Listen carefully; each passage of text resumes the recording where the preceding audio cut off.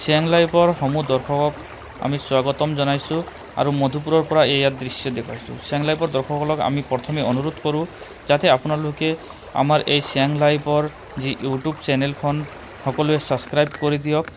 YouTube চেনেলখনত আমি বিভিন্ন মূল্যৱান তথা গুৰুত্বপূৰ্ণ বাতৰিসমূহ লৈ আহোঁ। আমি এয়া মধুপুৰৰ পৰা দৃশ্যটো দেখুৱাই আছোঁ। ক'ব লাগিব যে ধিকাৰী নদীৰ যি বাঢ়নি পানীয়ে পুনৰ এই মধুপুৰ অঞ্চলত বানৰ সৃষ্টি কৰিছে, ফলত লোকসকলৰ মাজত পুনৰ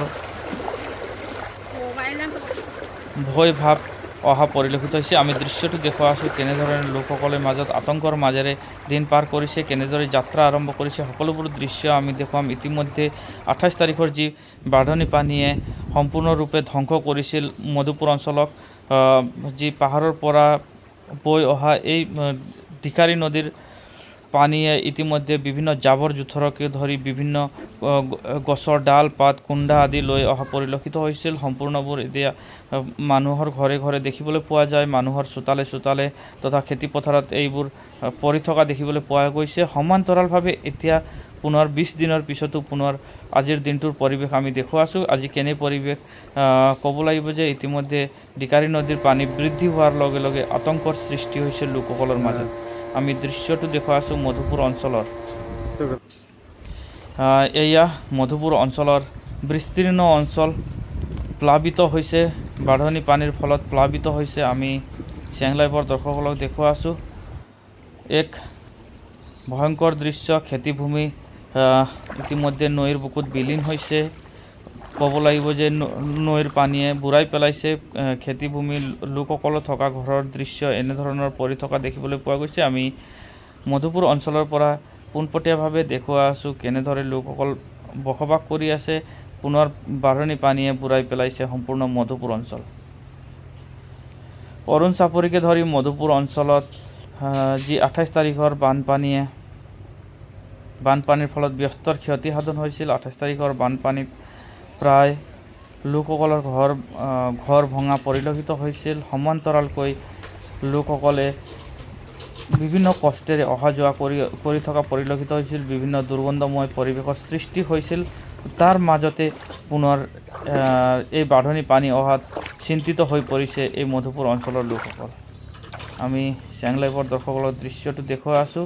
চাওক কেনেধৰণৰ পৰিৱেশ অৰুণ চাপৰি আৰু মধুপুৰ অঞ্চলত আমি দেখুৱাবলৈ চেষ্টা কৰি আছোঁ আপোনালোকক।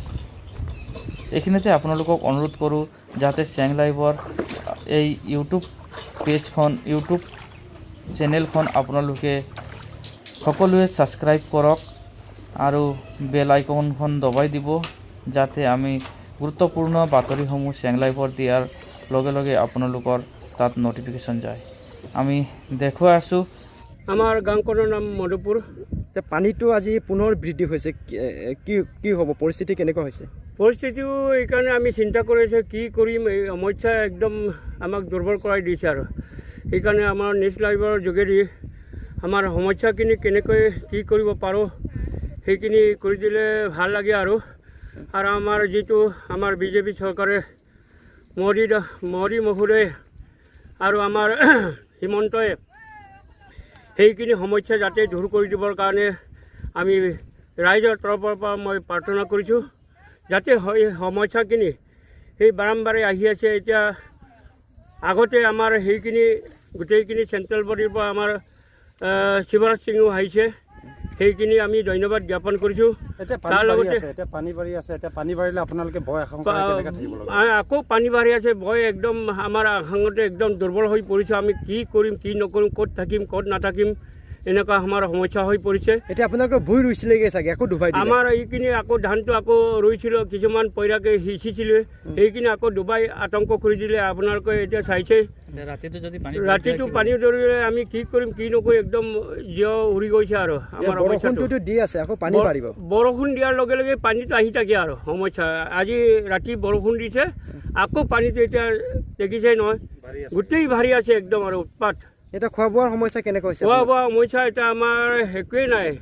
আজি আমাৰ 3 দিনেই আমাৰ এইটো ৰিলিফ তৰফৰ পৰা আমাৰ দি আছিলে আগতে, এইকেইদিন আমাৰ দিয়া নাই, এইখিনিও সমস্যা হৈছে। আৰু ইফালে খোৱা বোৱাটো সমস্যা বাদেই ইমানখিনি ইয়াত আপ ডাউন কৰিবলৈ আমাৰ সমস্যাটো এনেকুৱা হৈছে নহয় একেবাৰে ক'বলৈ বাকী নাই আৰু এনেকুৱা সমস্যাত পৰিছোঁ নহয় এইখিনি যাতে সমস্যাটো আপোনালোকৰ ধান থাকিলে শুকাব এইটো শুকাব পৰা নাই একদম বৰষুণ দি আছে চোতাল নাই চোতালটো বোকা পানী একেবাৰে একো নাই আৰু বোকা পানী তাৰপিছত খাবলৈ এতিয়া একো নাইকিয়া হৈছে ৰাইজৰ গৰু ম'হবোৰ আপোনালোকে গৰু ম'হটো একদম দেনাটো নাই এনেই বোকা খাই কিনে আৰু কিছুমান মৰিয়ে গৈছে ছাগলীও মৰিছে কুকুৰাও মৰিছে সেই এই বানপানীৰ তলতে কি কি বস্তু আনিছে বেয়া বস্তু আনিছে তাত গোন্ধত একদম মৰি গৈছে আৰু মোৰ বেমাৰ আজাৰ হৈছে মানুহ হৈছে মানুহ আপ ডাউন কৰিবলৈ উপায় নাই ৰাস্তা পদূলি নাই এনেকুৱা সমস্যাত পানীত ভুগিবলগীয়া হৈছে যাতে সেইখিনি সমস্যা দূৰ কৰি দিবৰ কাৰণে প্ৰাৰ্থনা জনাইছোঁ আৰু আমাৰ গাঁওখনৰ নাম মধুপুৰ 4 নং মধুপুৰ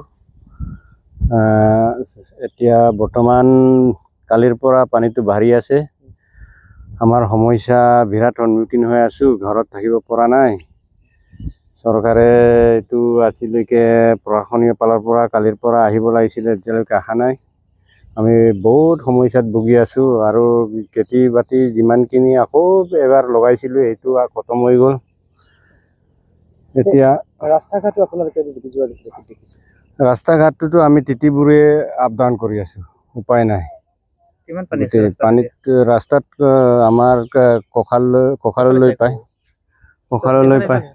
চব ঘাট কঁকাললৈ পায় আৰু কিছু কিছু জেগাত গাদ্দা হৈ গৈ আছে আমি বহুত সন্মুখীন হৈ আছোঁ উপায় নাই এতিয়া বৰষুণ দি আছে ৰাতিৰ ভিতৰত আকৌ পানী ডাঙৰ হৈ আৰু এতিয়া আকৌ বৰষুণ দিয়াৰ লগে লগে আকৌ বাঢ়িব কালি যিমান বাঢ়িছে তাতোতকৈ আজি বেছি বাঢ়িছে আৰু কালিলৈ বা কিমান বাঢ়িব আমি উপায় নোপোৱা হৈ গৈ আছে মানে আমি ৰাতি হ'লে যোৱাকালিৰ পৰা প্ৰশাসনৰ লোক অহা নাই এতিয়ালৈকে এতিয়া আমি দেখিবলৈ পাইছোঁ যিটো আৰু ৰাস্তাৰ ওপৰত পানী হৈ আছে এইটো আপোনালোকে কেনেকৈ অহা যোৱা কৰি আছে ল'ৰা ছোৱালীবোৰ কেনেকৈ অহা যোৱা কৰি ল'ৰা ছোৱালীবিলাক যেনেকৈ